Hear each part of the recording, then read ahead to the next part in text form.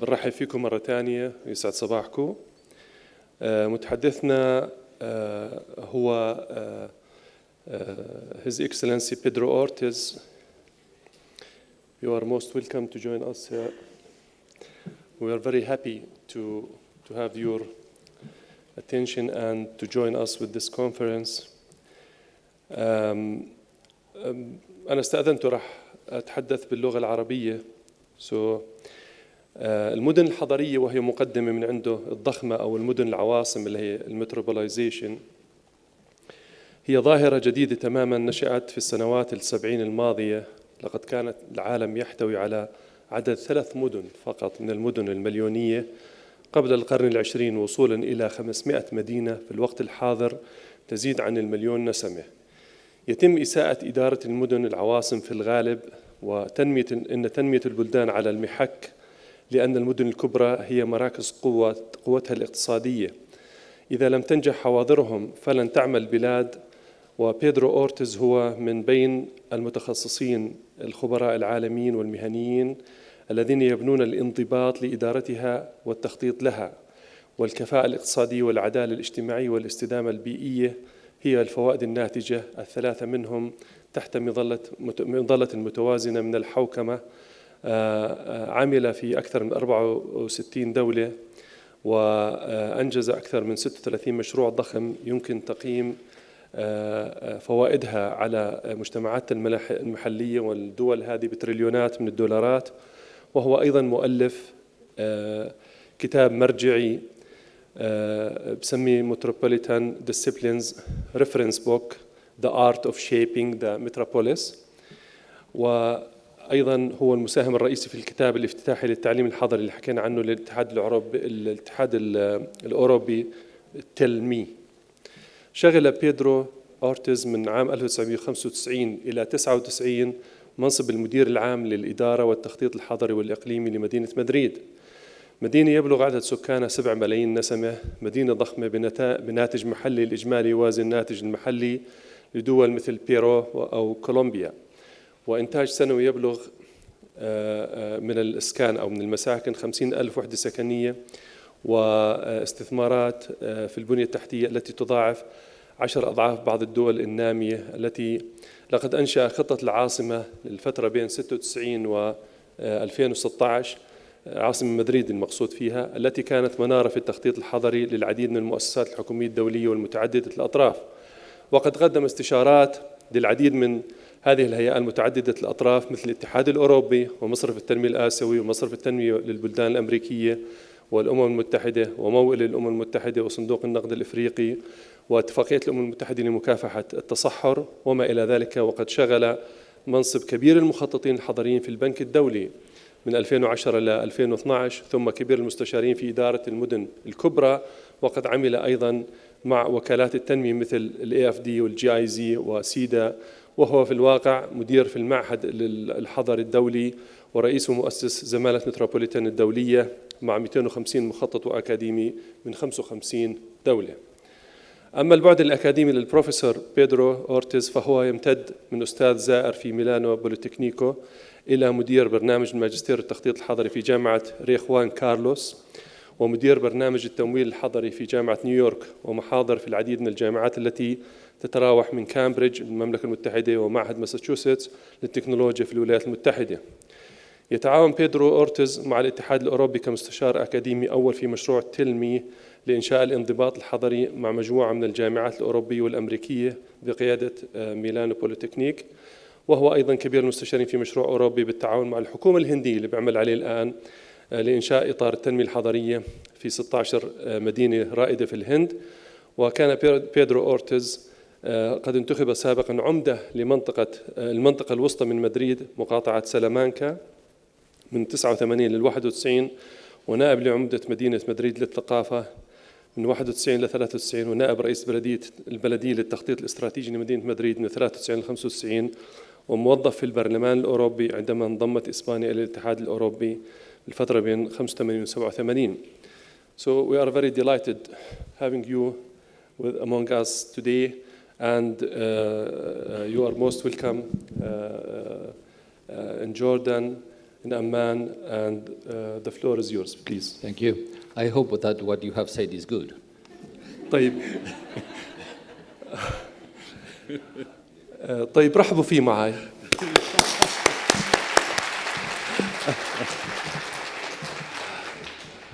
Wow, 80% women.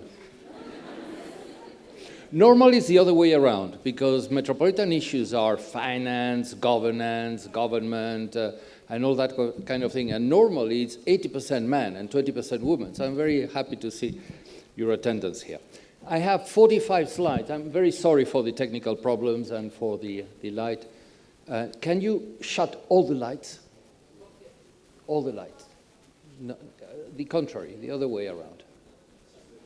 No? No? No lights? All right, we have 45, oh good.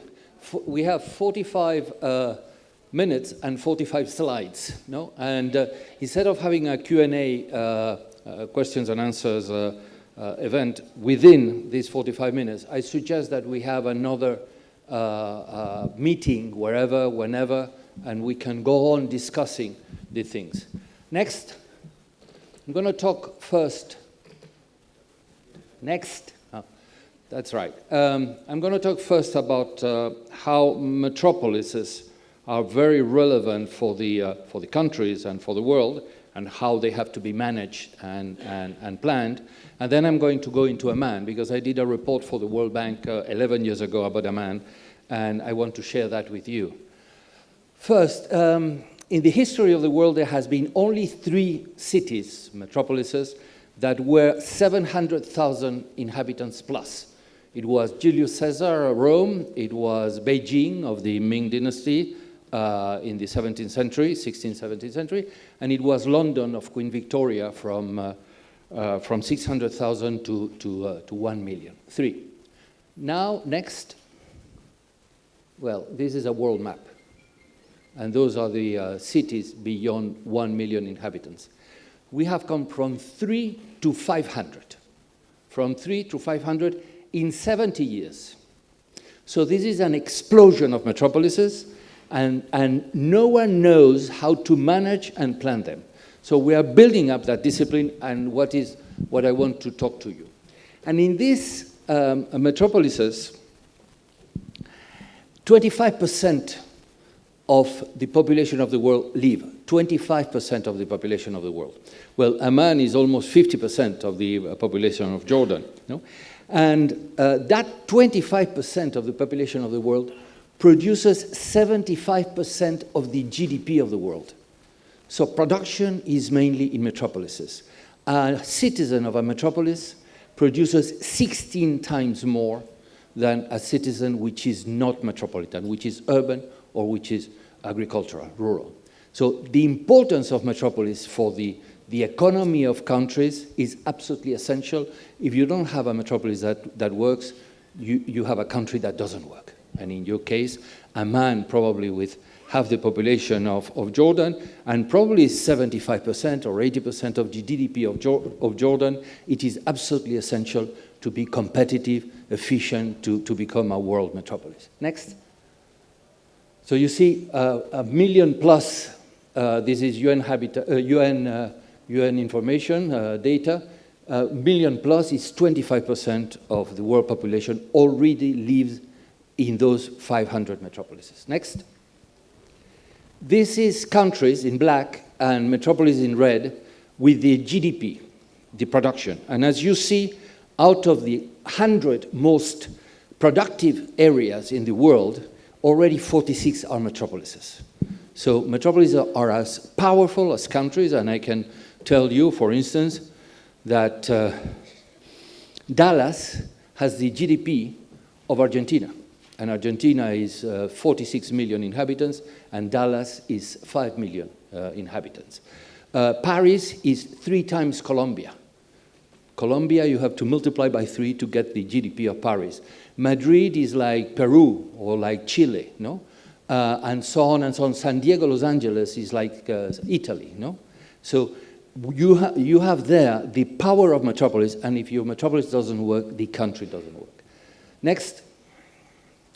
And metropolises are a very complex system. It's not like cities. It's a new dimension. We will talk about that. It's a new dimension, and they are more like countries than cities. The complexity of a metropolis requires to be managed and planned as a country, not as a city. And you have 4 basic components, which are first the economic and the social, and they are antagonizing. Those components are always at war. And if you have been in office, if you have run a public budget, you know that you constantly have to decide if you want to invest in promoting the economy or you want to invest on promoting social equity. And, but this kind of antagonism between the two can be in some ways not solved, but nuanced by the physical planning, where you put things in the right place to reach social equity without losing too much of economic efficiency and vice versa.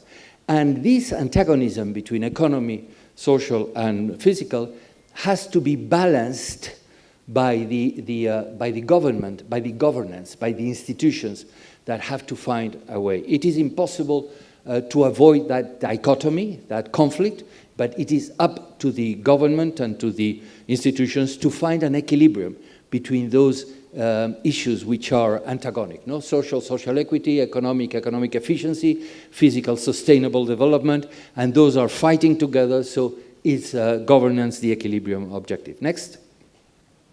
I was mentioning the economic and social. And next, that is much more complex, but we have no time to go into.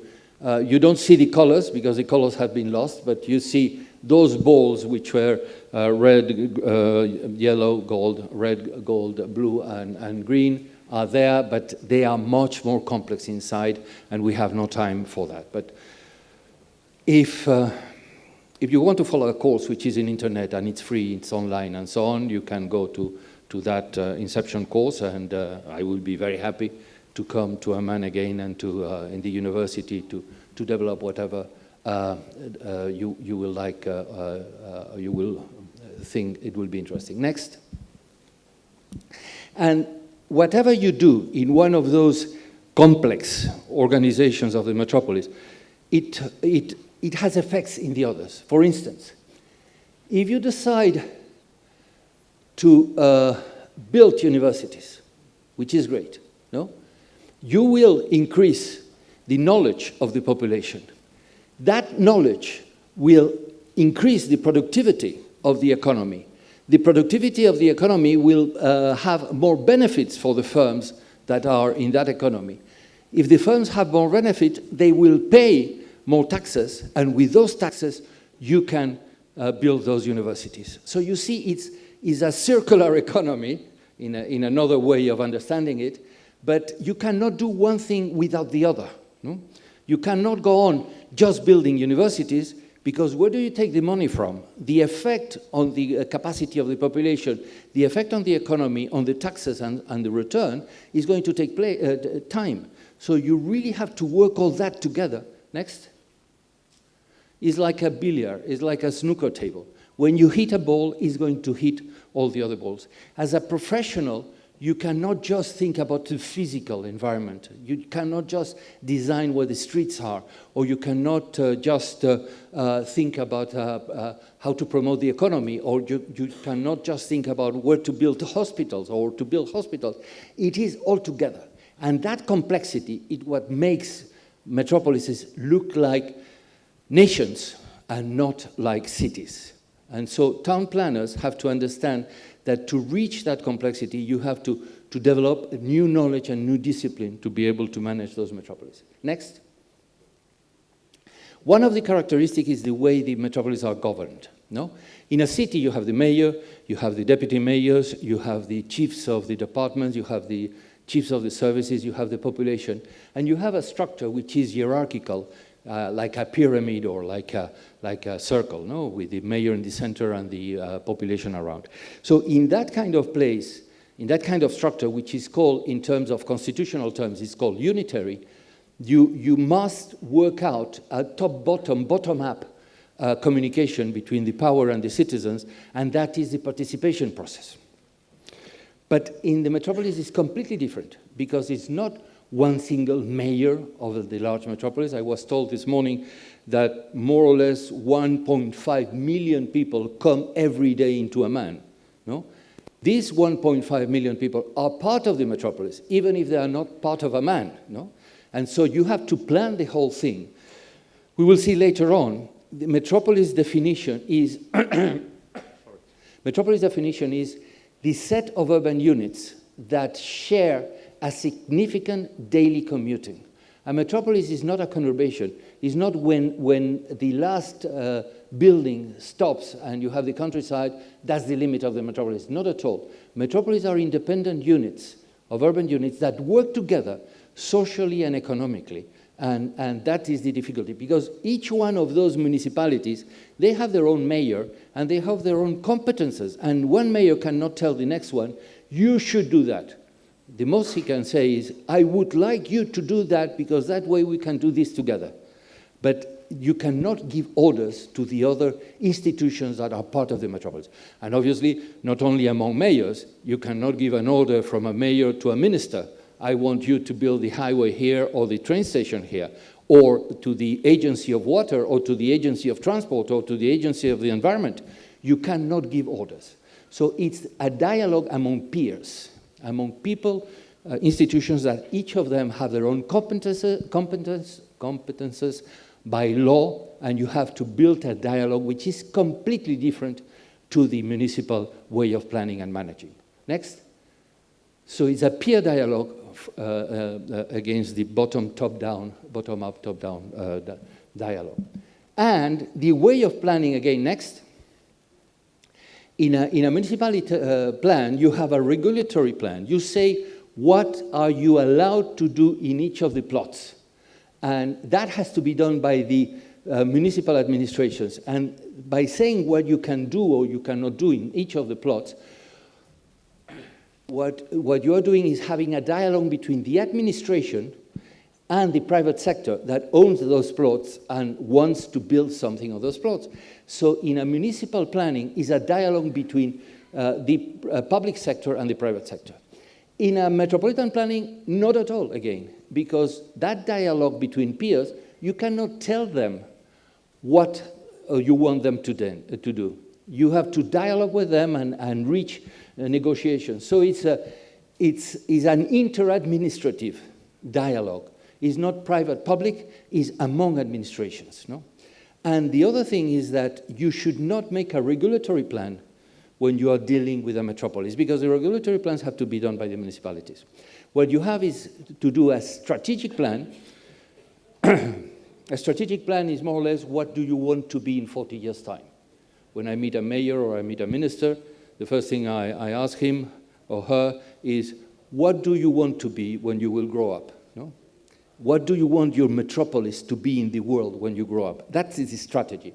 And I can tell you, for instance, Mumbai wants to be the capital of the Indian Ocean. From Cape Town to Ho Chi Minh City, Mumbai has to be the most important capital and control economically all that area. Madrid decided 15 years ago, when we did the strategic plan of Madrid, to be the platform between two continents, between Europe and Latin America.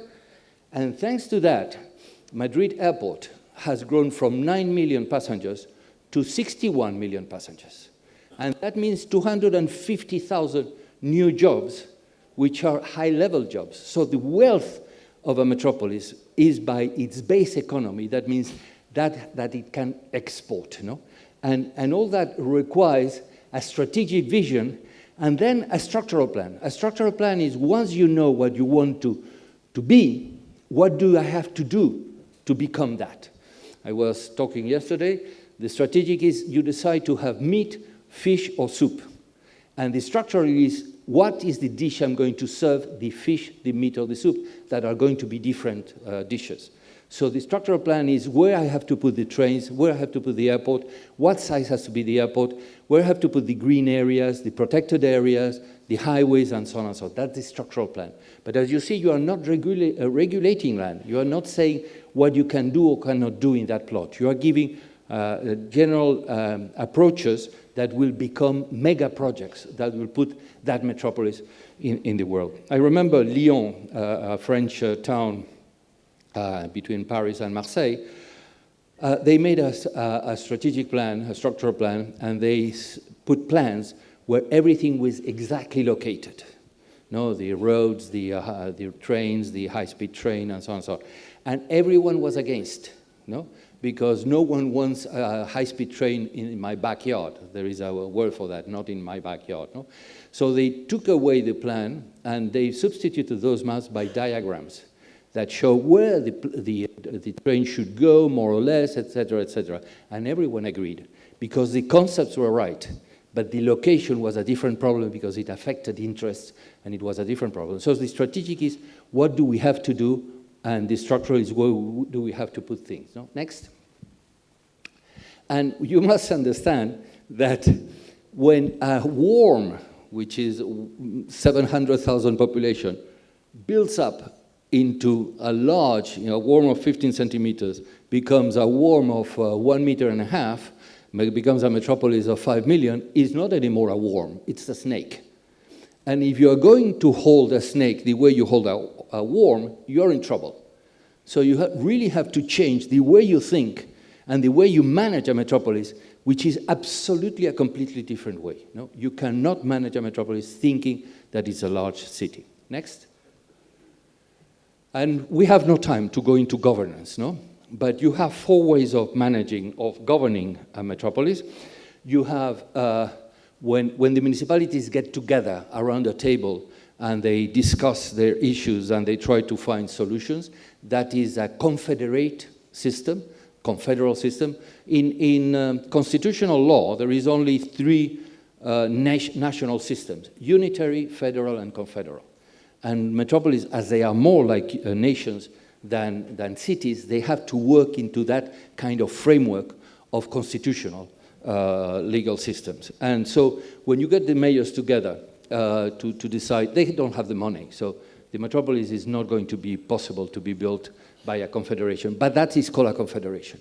In the other side, when the main decisions on the metropolis are made by each minister, one minister puts a road here, a highway there, and the other minister of health puts a hospital over there, and the ambulances cannot get to the hospital because the hospital is not by the highway. That is a unitary system, centralized, no? Because the decisions are made by the ministers. And you have then the unitary system, where you have a president and a constitution which is unitary, that either the ministers make the decisions or the president has a delegate that integrates the actions within the metropolis. And I can give you examples like of countries that have that kind of, France for instance. The préfet that is appointed by the president, he coordinates the ministries within the department. So if one minister wants to put a highway there, the other hospital there, he talks to the minister. If the ministers do not want to listen, he talks to the president and says, we have a problem here. And the president says to the minister, please coordinate yourself. So that's a delegation. And then when you have a federal system, you have states, and you can have, that's called not a delegation, that's called a devolution, no? Because in a federal system, it's the people who elect the mayor of the metropolis or of the state. And so it's a political position that might not be the same as the national political, and you have there a dialogue and a confrontation sometimes that you have to work out. So the confederation doesn't work, they don't have money, and they are not representative of the metropolis. The ministers, parliamentary democracy they have much more money, but they are uncoordinated. The good ones are either the delegation in a unitary system or the devolution in a federal system. Next.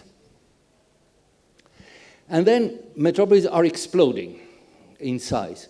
Not only Amman, no, it's all over the world. Because the phenomena is not, in your case, in Jordan, you have a lot of foreign immigration of refugees that have come here, and you have accepted them and you have included them, and that's absolutely great, and I have a lot of admiration to you for that. No? But in your case, it's refugees from wherever countries around. In the case of metropolises around the world, is people that are moving from rural to urban. And normally development means that 70%, 80% of the population is already urban, and metropolitan. We experienced that in Europe in the 19th century, a century and a half ago. But all around the world, that has been experienced now. For instance, in China, they are now in 50%, but they were 30% urban a few years ago. In India, they are still 30%, no? And they are, in India, 50,000 people are moving to cities every day. Around the world, 300,000. In India, 50,000 people. So if you have families of 5, every day in India, they have to build 10,000 houses, no? To house those families. And so there is a huge movement of rural to urban, but it's not only that. And generally, architects and planners do not realize that the increase of the metropolis is not just population. In your case, it might be population. I was told today 8% every year. 8% every year means that you double the size of a man in 9, 10 years? Yes, 10 years. 5% means 14 years. And 11% means 7 years. So you're around doubling the size. When you have to build Paris or London in 10 years, you have to build a man in 10 years again because you're doubling the size. That's an impossible task.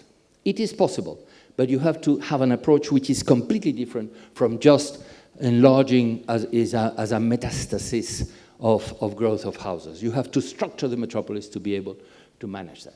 So imagine that kind of growth of 5%. I'm not talking about 8%. I'm just talking about 8%. If that happened in New York, you will have to build 10 blocks of New York every day.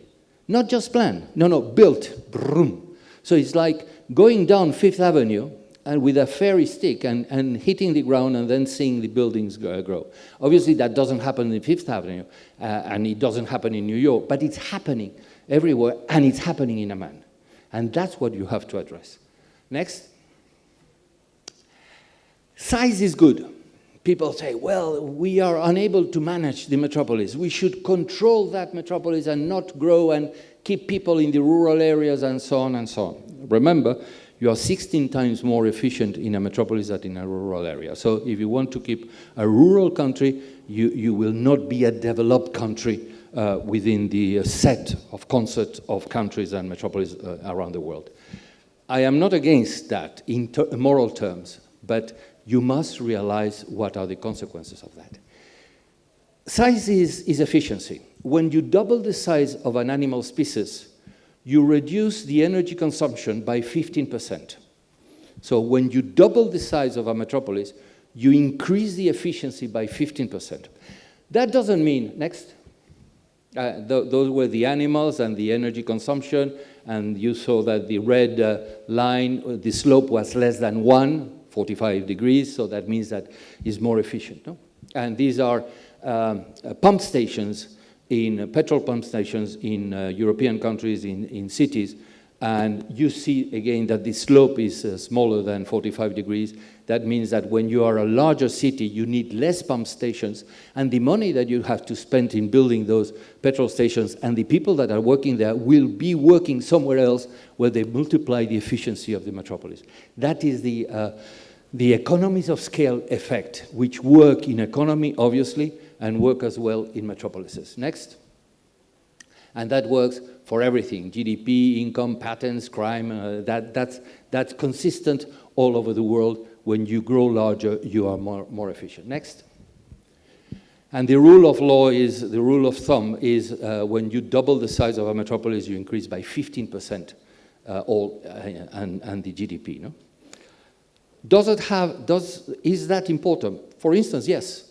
We had 3, I worked in North Colombia. You mentioned Colombia. I realized that word.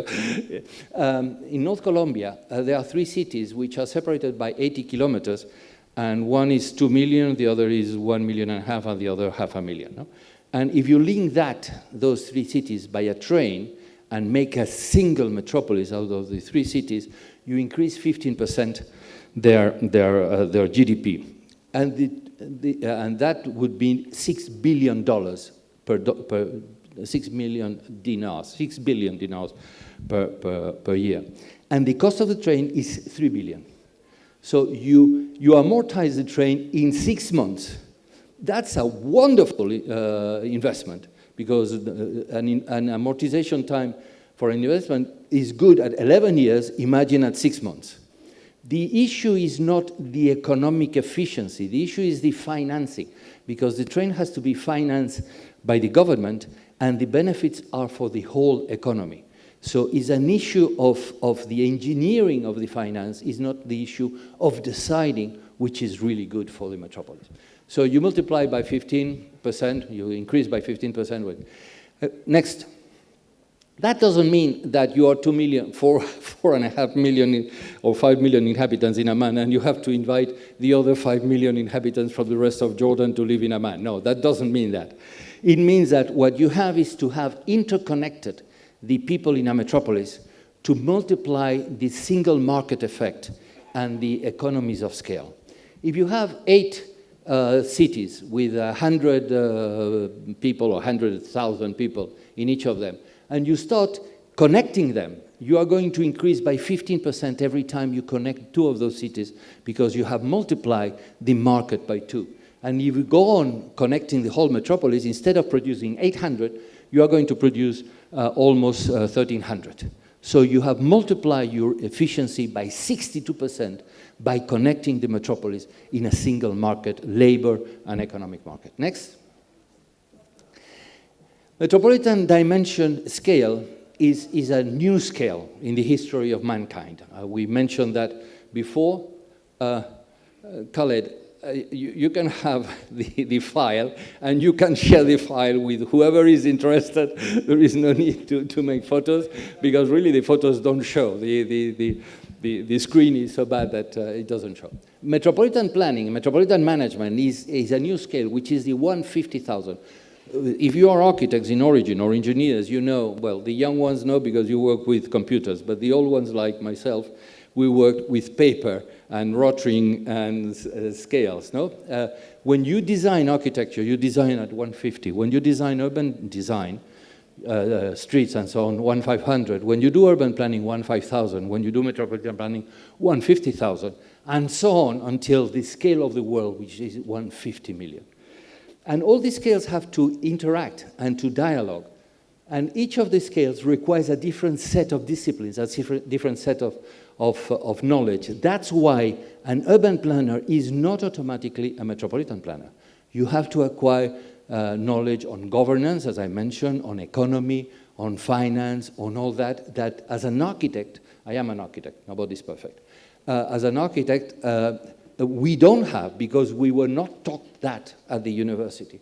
So you really have to further your knowledge into that. And all these, each of those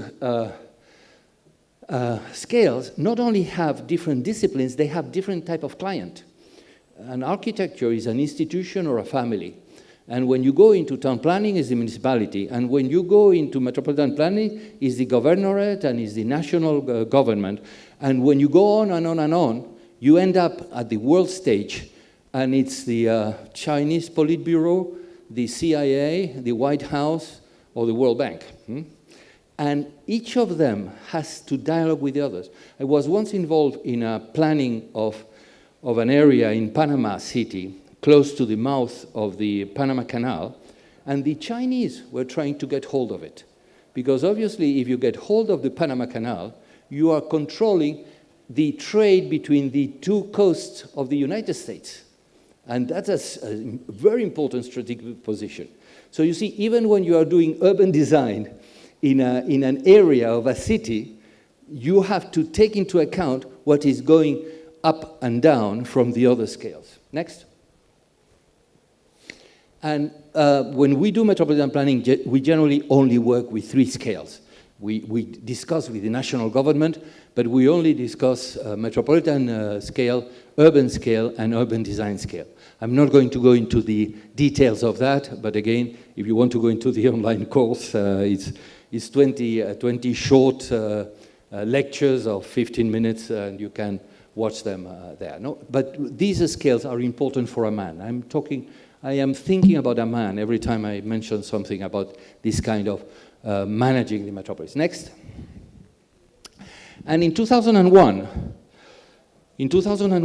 the World Bank and UN Habitat, that I've seen is one of the sponsors of this event, order a guy, a Canadian guy called Edward Lemon, to analyze the typologies, the different types of metropolis around the world. And he came out with 4 typologies. The monocentric, a metropolis expands like an oil stain in the territory, and I think Amman is working a bit like that. A sprawl, the multipolar structure, and the polycentric structure.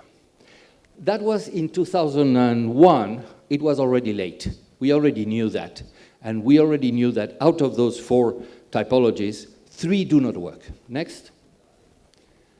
The monocentric structure doesn't work because it expands, and at the end, the environment and the quality of the urban environment is lost in that kind of mass of buildings. And when you have to put a social facility, a hospital, a university, a cultural center, there is no place. And if you have to put a new train, there is no place, or a highway, there is no place. No? And Tokyo is a good example of that. No? From one end of Tokyo to the other is 110 kilometers.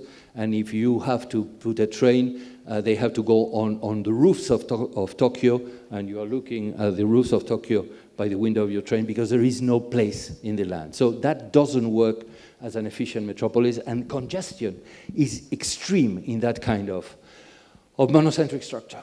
In the sprawl structure, which is along the lines of transport, it can work if you have an administration that can control any irregular building.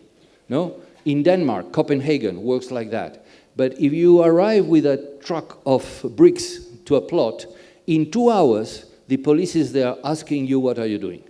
And if you don't stop that building, you go to jail. But if you don't have that kind of administration, and everyone can build whenever they want, because the police or the administration comes 2 years later, that doesn't work, because the infill of the areas in between end up creating the webfoot phenomenon, and you end up with a monocentric structure. The multipolar structure is along a line of transport. The different municipalities are connected, and they grow to merge one to each other and to create a barrier. And that is unacceptable in terms of sustainability, because it breaks the environment and it doesn't allow the fluidity of the environment, east and west, north and south. And the Northern Europeans, the Germans, the Swedish, the Norwegians, and so on, are very good at that. And they have laws that prevent that. In other places, there are no laws, and that happens. Cities in a metropolis should not merge, because the environment has to flow within the metropolis and to reach all the parts of the metropolis. So the only one that really works is the polycentric structure. Next. Well, there is green. You see the blue lines are rivers, and the green lines are parks around the rivers, the waterways, and so on. It is not shown on the screen. No? But in a polycentric metropolis, you do have the environment that goes through and feeds the whole metropolis, and that is what is environmentally sustainable. No? Next. And then when you want to grow, when you have to put when you have to double the size of the metropolis, what you do is you choose the train stations, commuter train stations, and you build around those commuter train stations. And if you have 34 places where you can build, then you will have the capacity to respond to that 5% annual growth or 8% annual growth. So that is the strategy of the metropolis that are working. Building around, the Americans call that TODs, no? Transit-oriented development. But that was in place in the 19th century when France and England, when London and Paris developed the commuter train, the train de banlieue, and that has been called urban centralities for 150 years, no? But the Americans brought up in 1993 that new name, and probably around the world is better known because of the American influence, cultural influence. No? So those TODs, those urban centralities, allow you to respond to that explosion of needs in I was thinking that the bad thing about not having lights is that we can see all the people which are with their telephones texting and so on and not listening. That's fine, no problem. We are a free country and we are free people. Anyway, next. As I was mentioning, a metropolis is a set of urban units that share significant daily commuting. And that proves the need for that structure of governance and the need for that physical structure, which is completely different. Next. Amman. Well, I did a report for the World Bank 11 years ago, and I want to share that report with you. The World Bank is very good at financing policies, is not good at planning, physical planning. So probably that report stayed within the World Bank and was not discussed by the World Bank with your authorities, but as it is in my webpage, 140 professionals of Amman have downloaded it, and 300 professionals of Amman have as well downloaded complementary files that complement and explain the thing. So obviously and that has been for 11 years, no? The last one was yesterday. So that approach has been shared among professionals, and I hope that is at the origin of some of the policies that you are implementing right now in Amman. No? Next. In that report, 11 years ago, there was an extrapolation of the amount of people that were flowing to Amman. That is the figure here. That is from the report. But if you go now into Google, this is 2017, and this is 2000, I cannot read, 2010 or 11, I think, no? You see that curve has stepped down, no? I don't know why, probably because of political situations in the Middle East, because of wars in countries around you. I don't know, because obviously a metropolis is working in a macroeconomics and the geopolitics of the world, no? So probably that has changed. So that is why in 2025, probably you are not going to be 6.4 million. You are now I've been told you are in 5 million or 5.5, no? But how much? How many? Five. Doesn't matter, because it won't be on 2025, but it will be in 2035 or 40. And when you plan a metropolis, you cannot plan it like a city for 12 years. You have to plan it for 40 years, because the metropolitan planning is going to be the rule for the local plans, which are 12 years, 8 years or 12 years. So you really have to look ahead 40 years in a metropolis. And so if it's not in 2025, it will be in 2035, and you have to plan for that anyway. No? And that kind of amount of people, no, the growth of people, at a density of 15,000 inhabitants per square kilometers, that means that you have 300,000 inhabitants every year, and you need 20 square kilometers every year. And 20 square kilometers is 4.5 kilometers by 4.5. So you need 1 square of 4.5 per 4.5 every year. Obviously, you have infills, you have other areas, but think about it. You need that kind of squares. So in the next 20 years, you need all those squares of new housing. That is what you are growing. Normally, Guadalajara in Mexico, the municipality is doing nothing. So people build wherever they want. And obviously, they build where they cannot be seen by the authorities, no? Because if the authorities see that they are building, they will jump in and forbid.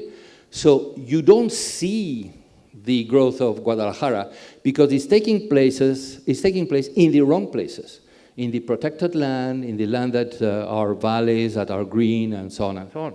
No? And the effect is that every day, 7 hectares are built in Guadalajara. No? And I'm sure that in Amman, the figures probably are similar. No? So really, one thing is we need that land, and the other thing is if we don't do that land, people are going to build anyway.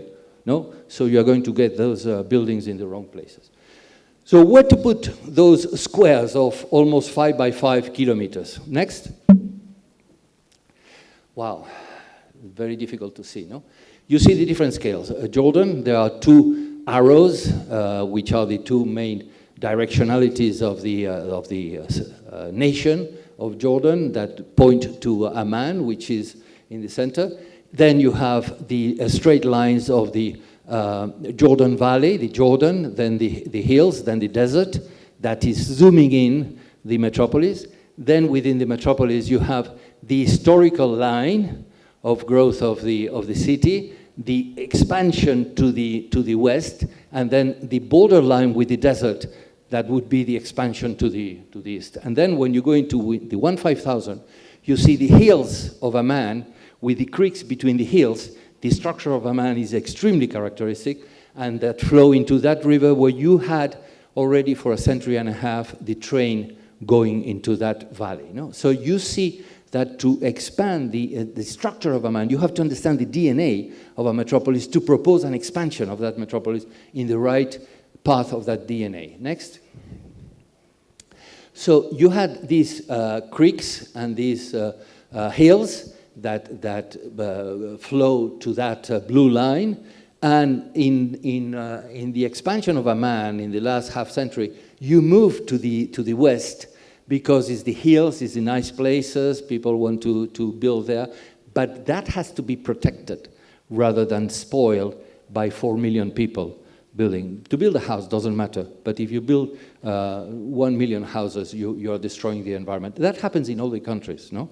Everyone wants to live in the nice places of the metropolis, which are the environment that you have to protect. So if you do nothing, they will destroy that environment. And what you have is to provide land serviced by electricity, water provision, sewage, accessibility, and all that, and have the people living in that area that is less valuable in terms of environment. So the expansion of Amman has to go east. I'm very happy that your project of New Amman follows that expansion going to the east, and that is a good project approach. Next. So you see Amman, to the north you have the hills that have to be protected, to the east, to the west you do have them, to the south you have the agricultural areas, so it's the desert which is the best place to make that expansion of Amman of all those 20 years ahead that have to be provided, no? And Cairo is already doing that. New Cairo is with that kind of philosophy of, instead of invading the delta of the Nile, which is the wonderful agriculture of Egypt, they are building the new Cairo.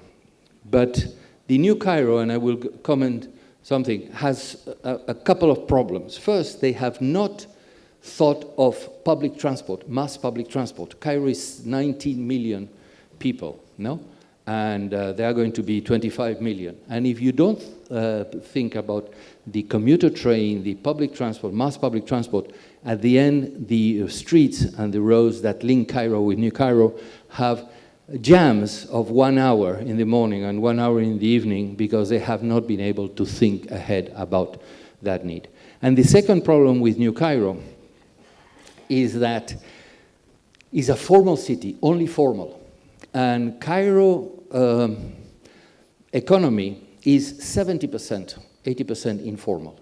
So informal people, informal economy, they cannot go to a bank to ask for a mortgage because a mortgage needs to have a salary they can charge. So these people that cannot go for a mortgage cannot buy a formal house. So what do? They find a small plot. Small plots are obviously not on the desert. They are in the agricultural areas of the valley of the Nile. They find a small plot and they build their houses informal, buying the bricks and buying the mortar whenever they want. And so that is the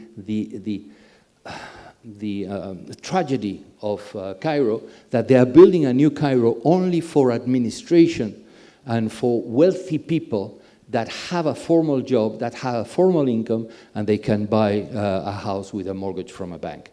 And the rest of Cairo, 70% of Cairo, is building still in the areas that they should not build. So the good areas, like in Cairo, would be in the desert, but what is important is the way you do it. Next. So you see that, well, you don't see, no. Sorry, but you might imagine what is Amman, and then the hills, and then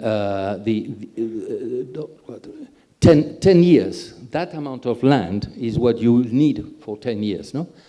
And the expansion to the east, but that is important. That is the area that should be expanded, and that is the amount of land that you really need in the future. If not in 10 years, in 20, but you have to think in that kind of strategic approach in the long term. Next. So you have the train. You have the train that I don't know if it's working, but it should be working as a commuter train, no, because that is what really structures a metropolis. And you have inherited those tracks, and the tracks obviously have to be absolutely changed and so on, but the rights of way are very important because it's more difficult to get the rights of way than to get a train. If you have to build a train brand new from scratch, the cost is more or less $20 million per kilometer. If you have to build a metro, and I've been told that you plan to build a metro, but there was financial problems, a metro is $100 million per kilometer if it's underground. It is on stilts, it's 50 million, but a train, commuter train, is 20 million because it goes in the outskirts of the city and the land is not so expensive. But if you already have the rights of way, to put the train is only 5 million. So it's even cheaper than a BRT. So, and that is what really builds up a metropolis. So you have the trains on, next. And you see that area, that is the one that can expand, and the train. So what you have is to link that area with the existing train, or the train to be built on the existing tracks, and to link that in a single market, labor market, economic market, and single metropolis, all together, these urban units. And then the expansion, the backbone of that to the east, which is the same backbone as the backbone to the new Amman. Next. And then you have the 3 lines of metro. The colors don't show, but you have there green, red, and blue. And these 3 lines, the one which is in yellow, really points out to the development of the new metropolitan areas of east of Amman. Metro is not metropolitan. Metro is urban, because metro stops every 500 meters. And the commuter trains have to stop between 2.5 kilometers to 5 kilometers, because you have to keep separated these units. And so metro is not metropolitan, but if you want, we can discuss these things in meetings later on. No? Next. So the master plan of Amman, I think it was 12 or 15 years ago, which is fine. The only thing I would have done 15 years ago would have been to prepare that area for the expansion that Amman needs, and that now you have decided to develop in the new Amman. Next. New Amman. It is fine. It is the right area. I hope these proposals 11 years ago have helped to make that decision. The problem I have with New Amman is it's too far away. Next.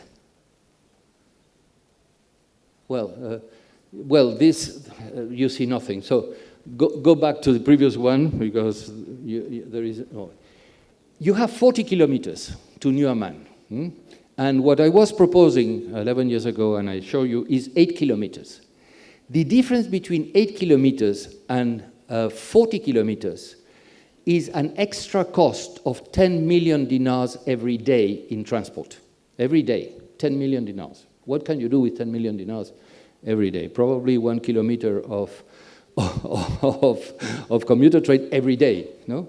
So it's a lot of money, just because obviously taking 1 point, I assume that from the new Amman and Amman, something like 1 million people are going to move from one to the other every day. 1 million people multiplied by the number of extra kilometers and the cost of moving that people, at the end it makes 10 million dinars every day. No? So really taking New Amman so far away has a huge extra cost. Well, if you want to assume it, that's fine, but that will limit the efficiency of Amman to be a world capital, that will reduce the GDP of Amman, the GDP of Jordan, and you pay a price for the decisions which are not the correct ones. So I will like to discuss that, to see how this link can be done, and especially, where are going to live all the coffee waiters? Because obviously the administrators, the people that will buy the houses that will afford with mortgages and with a job and so on will be the wealthy guys, no? But the non-wealthy guys that cannot afford that, where are they going to live? They are going to live in Amman and go every day there, or they are going to build in the area in between, informally, in such a way that you will not control it, and it's going to be the mess for the future. So New Amman is for wealthy people running away from poor people and not wanting poor people to live with them in New Amman. There are many examples of that kind of approach all over the world. So it's not only an issue in Amman or in Jordan, all over the world, and I give you many issues. New towns have that problem, no?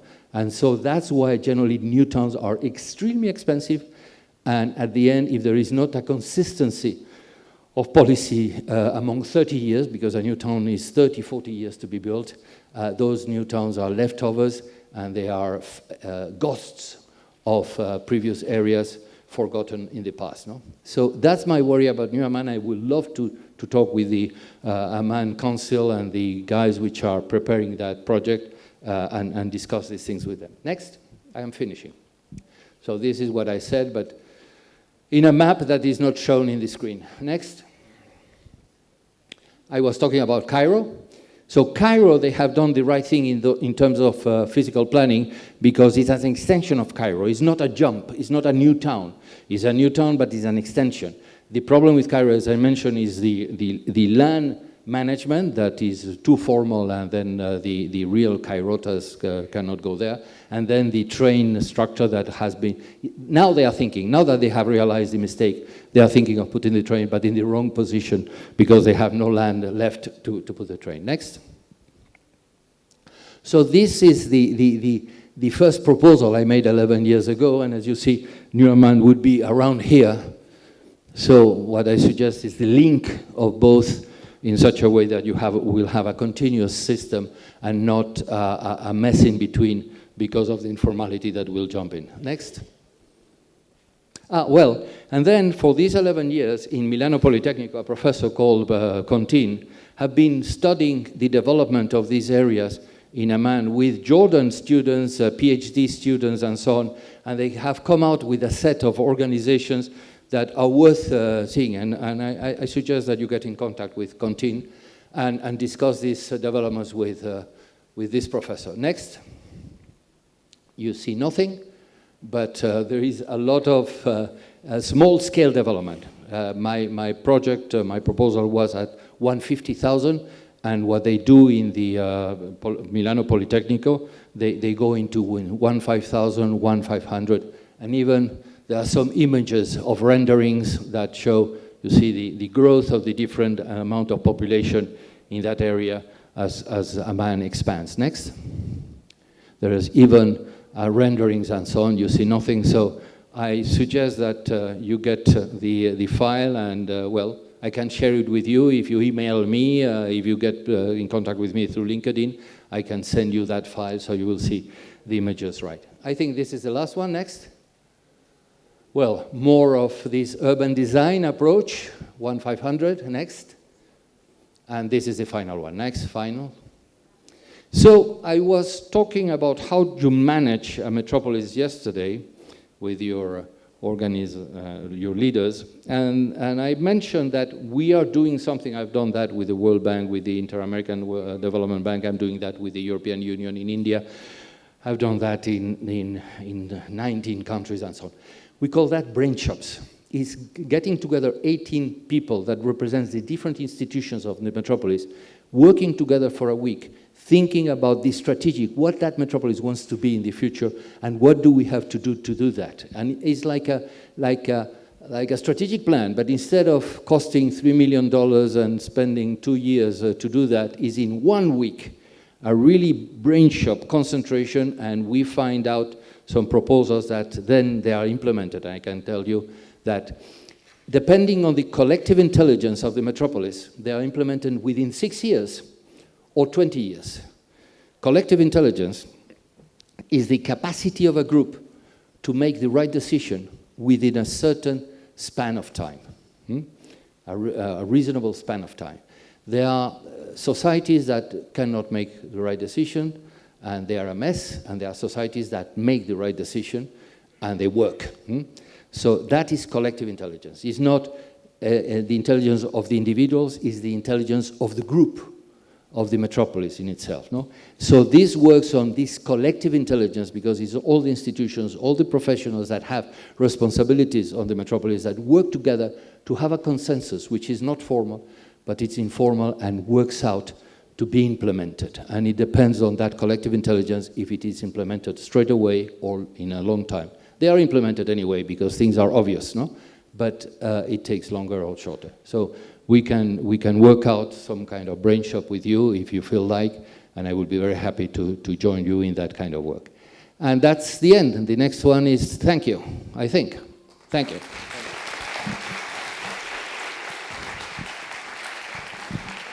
So for Q&As, we can have a meeting somewhere, whenever you want. Yeah.